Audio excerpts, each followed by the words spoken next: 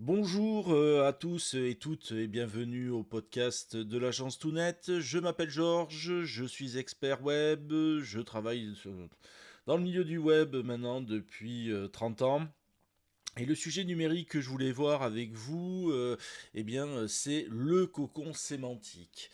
Alors ensemble, nous allons voir qu'est-ce que c'est, à quoi ça sert, et un retour de la part d'un professionnel et pourquoi il vaut mieux passer par un professionnel pour faire un cocon sémantique. Voilà, nous allons voir tous ces sujets-là dans ce podcast. Avant de commencer, bien merci aux gens qui écoutent cette émission au format podcast ou qui la regardent sur YouTube. Quel que soit le choix que vous avez fait, vous avez fait le bon choix et nous vous en remercions. N'hésitez pas à vous abonner pour suivre l'actualité digitale. Alors, le cocon sémantique, qu'est-ce que c'est? Alors, le cocon sémantique, c'est avant tout une structure intelligente de votre site web pensée pour optimiser le référencement naturel, donc pour le SEO. L'idée et le concept a été popularisé par l'expert SEO Laurent Bourrelli. Effectivement, c'est lui le pape du cocon sémantique. Et en fait, ça repose à la base sur une logique très simple, créer un réseau de pages qui sont liées les unes aux autres de manière cohérente autour d'un thème ou d'un sujet précis. Voilà, donc il faut imaginer votre site web comme un arbre. En fait, le cocon, c'est quoi? C'est ces branches qui sont orientées par des thématiques. Chaque branche représente un ensemble de contenus qui répond à des intentions de recherche spécifiques. Et toutes ces branches conversent vers une même racine, votre page principale qui doit capter le plus de trafic. Alors, bon, là c'est une définition, on va dire, assez simple. Effectivement, Laurent Bourrelli a une formation, effectivement, sur les cocons sémantiques. Moi, effectivement, j'ai appris à travers lui, même si il y avait beaucoup de choses que j'ai apprises au fil de mon expertise. Et effectivement, le but, vous l'avez compris, c'est d'arriver à être bien positionné sur les moteurs de recherche. Alors, à quoi ça sert le cocon? Pourquoi s'embêter à faire cette organisation? Bon, je verrai moi quatre avantages. Le premier, c'est améliorer la compréhension par Google. Les moteurs de recherche, ils ont pratiquement tous le même mode de fonctionnement. Ce ne sont pas des boîtes noires. Elles adorent les sites qui sont bien organisés. Donc en structurant vos contenus, vous aidez Google à comprendre le lien entre vos pages et leur pertinence pour vos mots-clés. Donc effectivement, si vous avez un site et que dedans vous allez parler de voitures, bateaux, plats cuisinés, un peu tout et n'importe quoi, ça va être difficile pour Google de comprendre, on va dire, le champ sémantique de votre site. Alors qu'effectivement, si tout est logique, si tout est correctement ordonné, ça va être beaucoup plus simple pour lui, effectivement, de se dire, bien, ce site est cohérent et je vais le mettre en meilleure position sur mes résultats de recherche. Le deuxième gros avantage des cocons sémantiques, ça va être de répondre aux intentions des utilisateurs. Donc, un cocon sémantique bien pensé anticipe toutes les questions que les visiteurs pourraient se poser autour d'un sujet. Comme ça, vous couvrez en fait un large spectre de recherche, ce qui améliore bien sûr l'expérience utilisateur et qui vous positionne comme expert dans votre domaine. Et c'est la même chose. Google, pareil, s'il se dit, si j'envoie cette personne sur le site, elle trouvera la réponse à toutes ces questions, ce site est pertinent, et bien par défaut, c'est sûr, vous allez être mieux positionné sur les moteurs de recherche. Le troisième pilier, c'est augmenter le trafic organique. Donc plus votre contenu est cohérent et s'il est lié correctement, si vos pages sont correctement liées, il faut bien comprendre que tout ça, ça se renforce mutuellement. Ça permet à toutes vos pages de bénéficier d'une meilleure visibilité et pas seulement à votre page principale. Effectivement, ça va apporter une visibilité, on va dire, au tronc de votre arbre, mais aussi, effectivement, cette interdépendance entre les branches principales et, on va dire, les branches tertiaires, et bien, effectivement, tout ça, ça va faire un tout et ça va augmenter votre visibilité sur les moteurs de recherche et donc votre trafic organique. Le quatrième élément d'un cocon sémantique, ça va être de réduire le taux de rebond. Donc effectivement, le bounce off rate en anglais, ça veut dire que les gens arrivent sur votre site et quittent directement votre site et en fait ne consomment pas d'autres éléments. Donc effectivement, l'intérêt aussi d'un cocon, c'est qu'en proposant des contenus complémentaires et faciles à naviguer, vous allez faire baisser ce taux de rebond parce que les gens vont visiter plusieurs pages au lieu de n'en visiter qu'une. Et donc ça, c'est plutôt un signal positif pour Google. Alors après, je vais être honnête, si la personne arrive sur le site, trouve correctement l'information et quitte, bon, c'est pas non plus la fin du monde. Votre page a répondu effectivement à l'intention de l'utilisateur et effectivement, vous avez réussi puisque la personne est venue sur votre site, a trouvé votre expertise intéressante et a un côté positif. C'est pas le but de ce podcast parce que effectivement le taux de rebond, comme j'explique souvent à mes clients, je pourrais écrire un livre sur qu'est-ce que le bon ou le mauvais bounce rate. Mais voilà, effectivement les cocons peuvent vous aider par rapport à ça, à réduire le taux de bounce rate sur votre site. Alors vous allez me dire, mais comment on construit un cocon sémantique? Alors, il y a 4 étapes. Normalement, pareil, j'essaye un peu de vous simplifier tout ça, mais la première étape, ça va être d'identifier vos thématiques principales. Que voulez-vous mettre en avant? Quels sont les sujets qui intéressent votre audience? La deuxième, une fois que vous avez entre guillemets vos branches principales, vous allez lister vos mots-clés.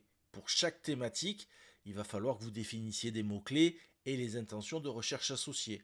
Alors, vous pouvez vous aider de Google, comme je dis souvent, Google est votre ami. Donc effectivement, d'essayer de trouver les mots-clés les plus utilisés par rapport à ces thématiques que vous avez identifiées. Le troisième partie de ce travail-là pour créer un cocon, ça va être de créer des contenus adaptés. Alors il va falloir rédiger des articles, des pages, des guides, des FAQ, des études de cas qui répondent effectivement précisément à chacun des besoins ou des questions des utilisateurs. Et une fois que vous avez fait tout ce travail-là, eh bien, il va falloir faire un maillage, il va falloir structurer vos liens internes. Il va falloir relier les pages de manière logique en respectant une hiérarchie claire. Alors, on va être clair, les cocons sémantiques, c'est vraiment l'arme absolue pour booster le SEO d'un site. Ça, c'est clair. Là, euh, pourquoi passer par un professionnel? Alors bon, effectivement, je fais un peu de l'auto-promo, mais ce qui est logique, c'est que il faut bien que vous compreniez que la complexité de recherche des mots-clés et des intentions, c'est un travail et c'est un métier. Parce que il faut que, moi c'est mon métier, c'est j'analyse les intentions de recherche derrière chaque mot-clé, que ça soit des intentions de recherche informationnelles, transactionnelles, navigationnelles ou commerciales. Je m'occupe aussi de regarder les relations entre les mots-clés pour structurer les pages de manière logique. Et aussi, je vais regarder les opportunités en fonction de la concurrence. Donc ça, effectivement, c'est un métier. J'ai accès à des outils, j'ai des techniques spécifiques. Donc ça, c'est plutôt compliqué pour une personne qui n'a jamais fait de cocon sémantique de sa vie. La deuxième, c'est la rédaction de contenu optimisé. Un bon cocon sémantique nécessite une rédaction minutieuse. Donc la page, elle doit être pertinente, répondre à des questions ou une intention de recherche. Elle doit être complète, elle doit couvrir tous les aspects du sujet sans se répéter et avec d'autres pages. Donc c'est pas voilà, ça fait partie effectivement. On peut passer pas mal de temps à faire ce type de page. Et le dernier critère, ça doit être optimisé pour le SEO. Donc effectivement, moi dans les pages, on va inclure les mots-clés principaux, les mots-clés secondaires, on va respecter les balises, on va offrir une structure claire. Donc oui, sans expérience, il est facile de créer des contenus qui vont se cannibaliser ou qui vont se faire concurrence entre eux, qui vont manquer de profondeur et en gros qui vont annuler les bénéfices du cocon. Les cocons, si un élément est mal fait, bien, il peut très facilement s'écrouler, notamment au niveau de la structure des liens internes. C'est une organisation. Donc effectivement, les liens, ben, ils doivent diriger les utilisateurs et les robots de Google vers les pages importantes.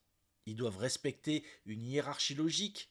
Ils doivent utiliser des encres optimisées, bien sûr, sans tomber sur la suroptimisation. C'est-à-dire que Google ne doit pas se dire, oula, lui, il essaye de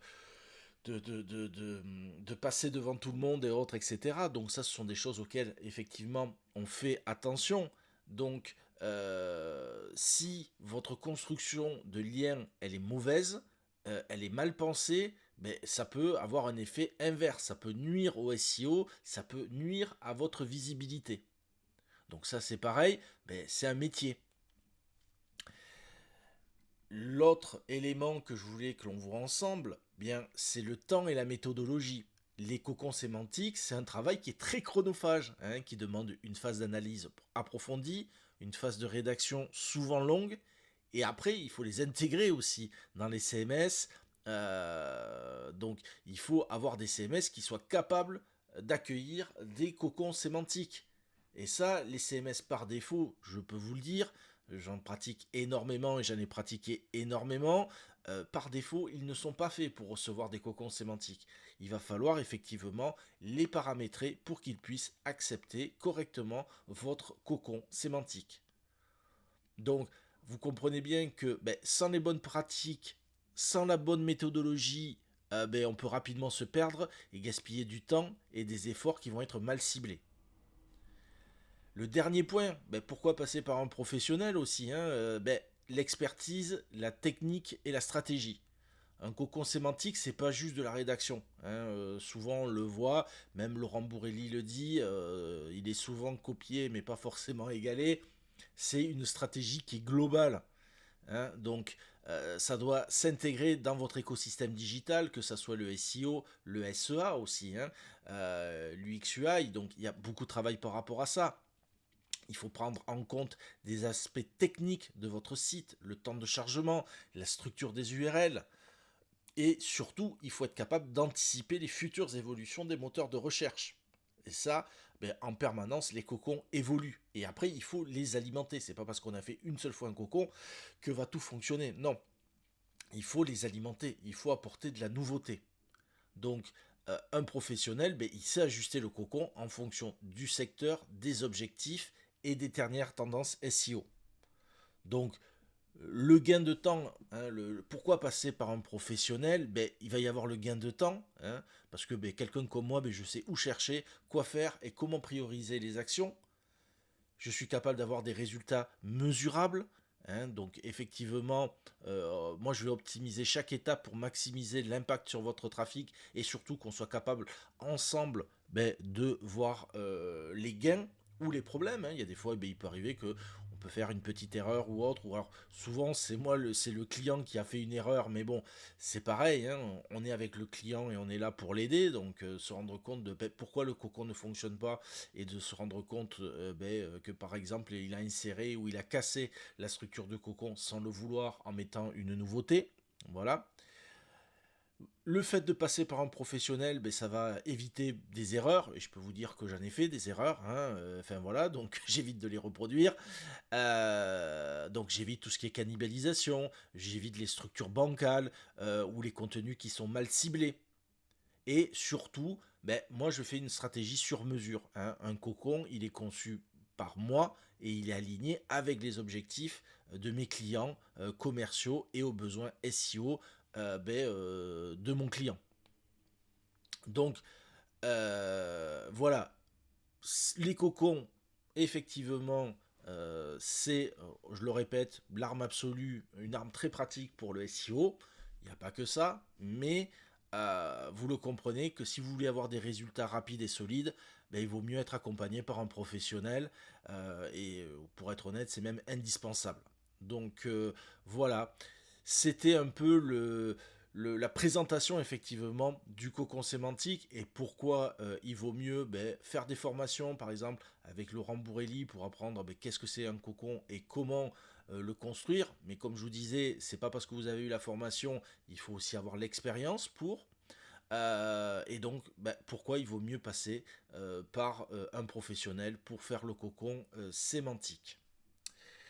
Sur cette dernière parole, se termine ce podcast de l'agence Toonet. Merci de l'avoir suivi et j'espère qu'il vous a plu. Mettez un pouce ou un commentaire si vous voulez que l'on échange toujours sur ce sujet-là. Et je vous dis à bientôt.